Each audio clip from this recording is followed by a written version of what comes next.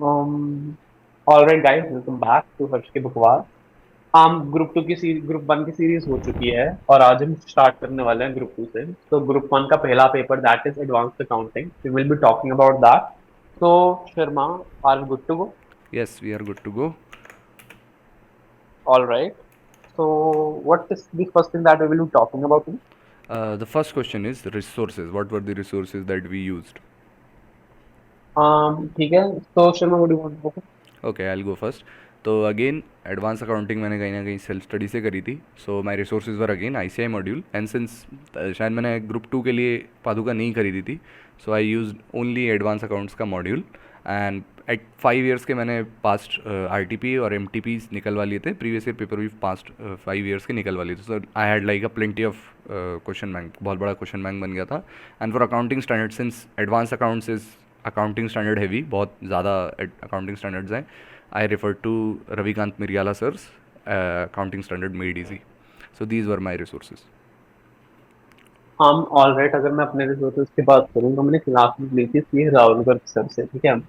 तो उनके काफी कॉम्प्रिहेंसिव मटेरियल आता है। मैंने उस मटेरियल के साथ प्रीवियस ईयर क्वेश्चंस, मतलब RTP MTP of course are important, but मैंने उसके ऊपर ज्यादा फोकस नहीं किया। For me it was Rahul Garg sir की जो बुकलेट की क्वेश्चन थी और प्रीवियस ईयर पेपर्स के सारे क्वेश्चंस, मतलब सारे अटेम्प्ट जितने आ रखे हैं उन पे बहुत फोकस किया था मैंने। Nothing else.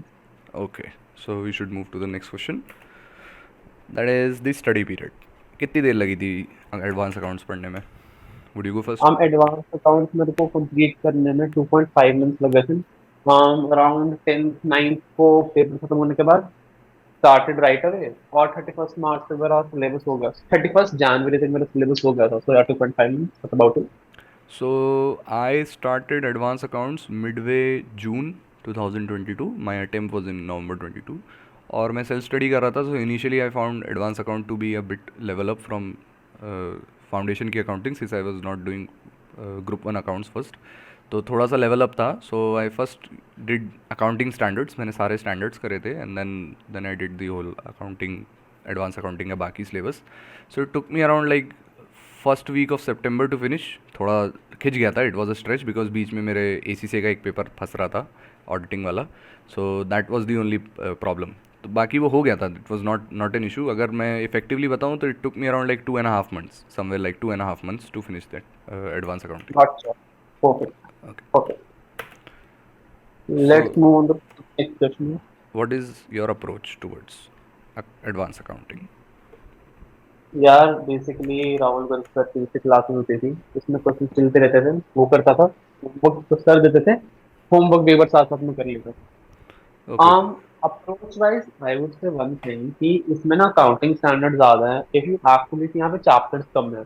बड़े चैप्टर्स कौन से हो गए आपके? Amalgamation, holding, holding. Liquidation, right. Yes. और दूसरा तो छोटे छोटे चैप्टर्स हैं, लाइक एक ESOPs, चैप्टर होता है, बायबैक, हाँ, ESOP, बायबैक, और NBFC. ऐसे एक चैप्टर, और हाँ एनबीएफ तो बहुत ही छोटा है।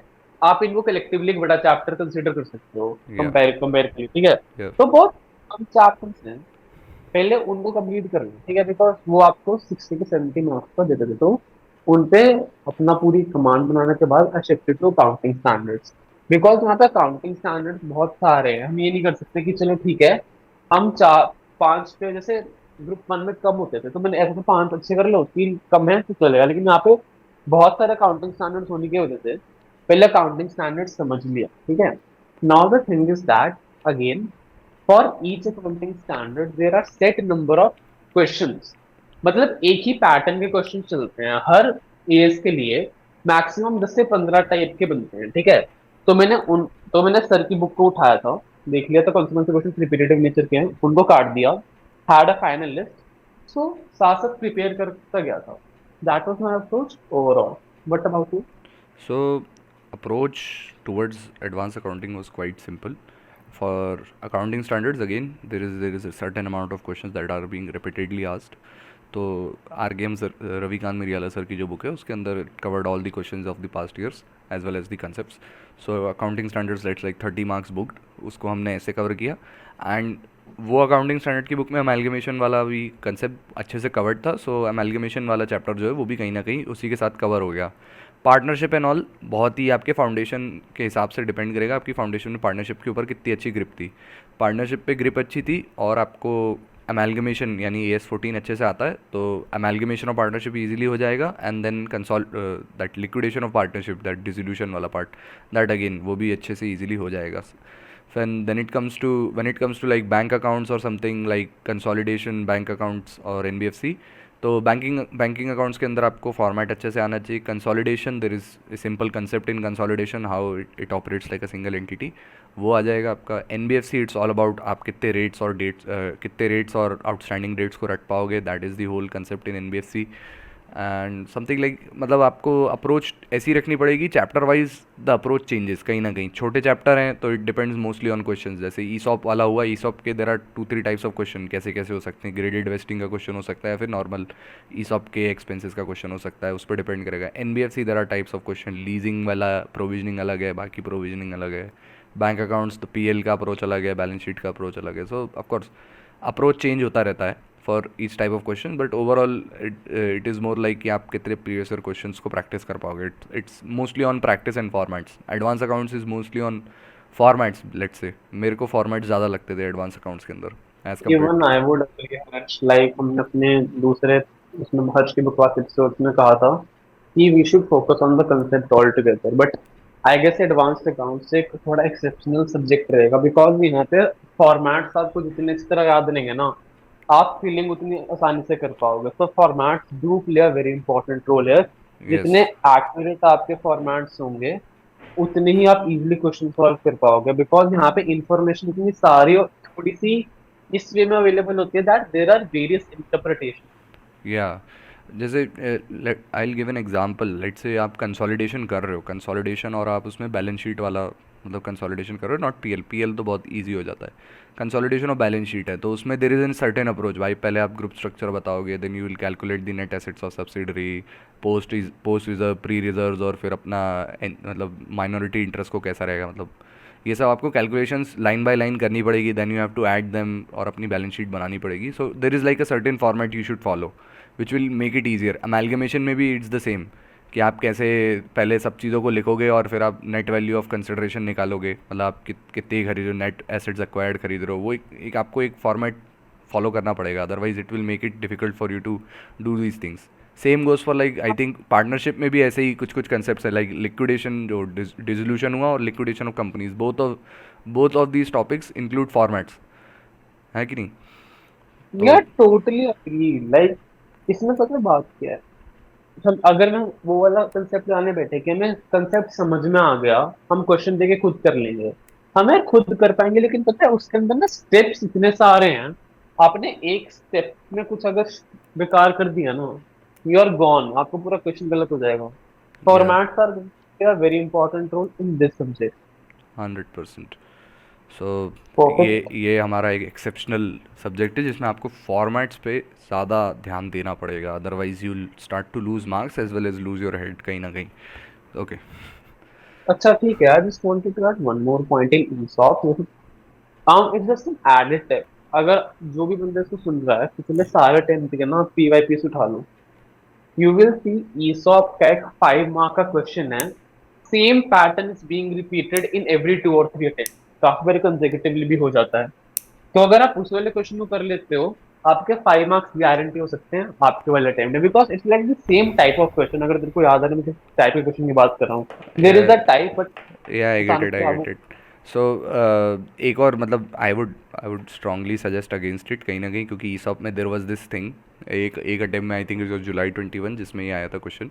जुलाई 21 में क्या हुआ था, ईसॉप में usually people expect the easier questions, और बुक के अंदर एक छोटा सा पैराग्राफ है ऑन ग्रेडेड वेस्टिंग, और ग्रेडेड वेस्टिंग पर डायरेक्ट क्वेश्चन उठ के आ गया था, which was in accounting standard 15, share based payments करके जो अकाउंटिंग स्टैंडर्ड है, मजाक। उसके इलस्ट्रेशन में है वो क्वेश्चन, ग्रेडेड वेस्टिंग वाला। एंड ICAI के मैट में उसका कोई भी इलस्ट्रेशन नहीं है, there was only a paragraph on graded wasting, how graded wasting is done. तो ऐसा नहीं है कि भाई आपसे ICAI ने अगर इलस्ट्रेशन दे दिए तो सिर्फ वही पूछेंगे, या पे पास्ट ईयर में जो दे दिया वो पूछेंगे। दे कैन इवन आस्क कोई भी पैराग्राफ जो दिया हो उससे भी क्वेश्चन पूछ सकते, that would make the paper difficult. But कहीं ना कहीं वो 5 ही मार्क के लिए आया था, तो exposure was not quite big, कि यार ऐसा नहीं कि 20 मार्क का पूछ लिया गया हो। जुलाई 21 का पेपर ना थोड़ा सा ना आउट ऑफ हो रहा था।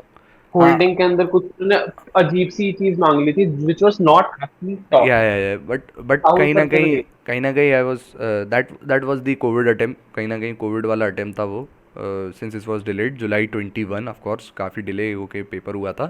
दैट वाज द ओनली इशू, बिकॉज लोगों को ज़्यादा टाइम मिला था got to prepare. So of course that got paper meant to be a difficult one, was meant to be a difficult one. ठीक है, सो वी हैव नाउ कि हाँ, हमें कोई चैप्टर छोड़ना नहीं है। So Sharma, moving on to the next question. That is the tips. What are the tips for advanced accounts? Would you go first? यार मेरे टिप्स यही हैं कि आप अपने उस पे अंडरस्टैंडिंग पे प्रॉपर फोकस करना, बिकॉज हर एक चैप्टर के अंदर ना there are multiple concept. Banking के अंदर बहुत सारे कंसेप्ट हैं, मार्केट इन्फॉर्मेशन के अंदर बहुत सारे कंसेप्ट हैं। Analyse the patterns. और कोई भी अगर एक डिफरेंट टाइप का क्वेश्चन दिखता है, डोंट फील स्केयर, क्योंकि आईसीआई वो डिफिकल्ट क्वेश्चन को एज इट इज डाल देगा and it would be free 15 to 20 marks आपके लिए। That is the only tip that I would want to give. या do practice with format, but just not be very कि हाँ मेरे को सारा लाइनों के साथ थिंकिंग करना है, वरना आपके लिए एडवांस अकाउंट Would कंप्लीट करने के लिए 6 महीने भी इनफ नहीं रहेंगे। गिव प्रॉपर फोकस फॉर्मेट में, हल्के हल्के बना लो, नो वरीज, बट प्रॉपर अगर आप सारा करने बैठते हो टाइम ज्यादा लगेगा। Mock test papers are always there to help you out वहाँ पे। That would better. okay. So my tips would be again focus on accounting standards first, क्योंकि ये आपको थोड़ा सा एक conceptualized knowledge भी देते हैं, since standards are more focused on concepts rather than just accounting entries. तो focus first on accounting standard, 30 mark को अच्छे से बैक कर लो। और वो अकाउंटिंग स्टैंडर्ड जो है वो अगेन आपको, मैं एक सिंपल बात बताऊँ, वो आपको ऑडिटिंग में बहुत हेल्प करेंगे। ऑनेस्टली स्पीकिंग, आप जब AS9 पढ़ोगे तो आपको रेवेन्यू वाली जो ऑडिट ऑफ फाइनेंशियल स्टेटमेंट है उसमें काम आएगा। आप सेगमेंट रिपोर्टिंग पढ़ोगे वो आपको 501 में काम आएगा। So things like these will help, ठीक है। And then when I come to let's say chapter specific tips, तो चैप्टर स्पेसिफिक टिप्स ये भाई, बायबैक का एक टाइप का क्वेश्चन बनता है, सिंपल सा, बायबैक को अच्छे से करो। वो अच्छा चैप्टर है, 5 से 10 मार्क दे के जाएगा। आप ईसॉप्स अच्छे से करो, छोटा चैप्टर है, अच्छे मार्क्स दे के जाएगा। आप कंसोलिडेशन को कंसेप्चुअली समझो और ऊपर वाले से प्रार्थना करो कि आए बैलेंस शीट का क्वेश्चन, क्योंकि वो कभी PL का देते हैं तो बहुत मुश्किल वाला दे देते हैं।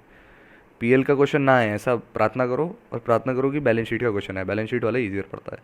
Amalgamation it's a concept, it is not types of question, amalgamation is just a concept. वो कंसेप्ट समझ लिया तो वही अमेलगमेशन का कंसेप्ट उठा के पार्टनरशिप में लगाना है, सेम टू सेम, कोई नई बात नहीं है। Even when it's conversion of partnership to companies, तब भी वो आपका ना amalgamation, it's just a buy out, कि आपको एक नई कंपनी बनी, वो आपकी पार्टनरशिप को बाय आउट करे। So it's just a concept. तो अमेलगमेशन के कंसेप्ट को कंसेप्चुअली समझो, that is again AS14 concept. And what I would suggest is AS19 पढ़ोगे तो हायर परचेज को एक बार रिवाइज कर लेना ग्रुप 1 से, सिंस मैंने ग्रुप 1 बाद में पढ़ा है तो आई गॉट टू नो कि भाई hire purchase is the same thing as AS19 कहीं ना कहीं। एंड आई थिंक बैंक वाला जो है, बैंक और NBFC, उसके ना, उसके जो रेट्स हैं उनको TDS की तरह रटने की कोशिश कर लो, लिमिट्स और रेट्स को, because they will be highly helpful.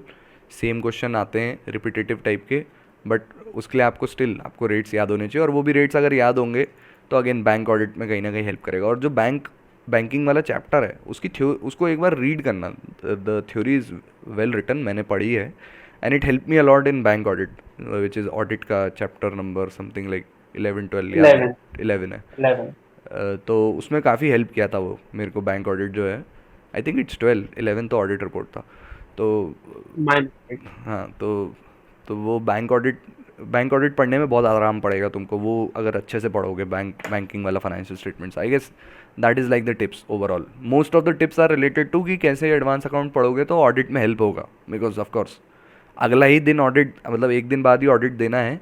And one secret tip मैं एक बता देता हूँ, जब एडवांस अकाउंट्स के लास्ट डे रिवीजन में आओगे ना, मतलब लास्ट डे के रिवीजन के, मतलब ऑफ कोर्स अगर आप सिर्फ ग्रुप 2 दे रहे हो तो आपके पास 1-2 दिन और रहेंगे, अदरवाइज़ आपको मिलेगा टाइम। तो जो बोथ ग्रुप दे रहे हैं वो ग्रुप 1 के अकाउंट्स के साथ ही Schedule 3 एक बार रिवाइज कर लेना। अदरवाइज ग्रुप 2 वाले एडवांस अकाउंट के जो 2-3 दिन आप प्रेप लोगे, if you are only giving group 2, तो आप उसमें एक आध बार Schedule 3 को रिवाइज कर लेना। That would help you a lot in auditing वाला पेपर, बिकॉज ऑडिट में कभी कभी डिस्क्लोजर्स पूछ लेता है। So that is like a secret tip, शायद ऑडिट में इंक्लूड करनी चाहिए थी, बट आपको ध्यान ये एडवांस अकाउंट के पेपर पे ही रखना पड़ेगा। So that is the overall tips. Nothing as such from my side. Good to end then? Yeah, I think good to go. All So, right, good luck, guys.